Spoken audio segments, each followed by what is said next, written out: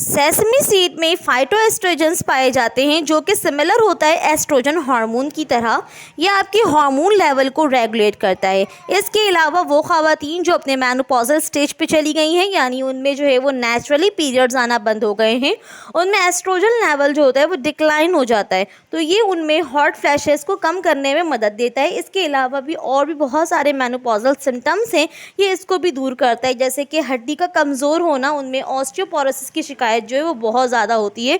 Osteoporosis क्या होता है कि आपकी जो हड्डी है वो बोसीदा होना शुरू हो जाती है मेनोपॉजल स्टेज पे, तो ये रिकवर करता है। सो अस्सलामु अलैकुम, this is me doctor Ida Ahmad here, welcome to my channel. आज की वीडियो बहुत ज़्यादा इंटरेस्टिंग है क्योंकि आज की वीडियो में सेसमी सीड के ऐसे बेनिफिट्स के बारे में आप लोगों को मैं बताऊंगी जिससे आपको हेल्प मिलेगी कि इसे अपनी डाइट में क्यों रखना चाहिए और इसे लेना किस तरह से।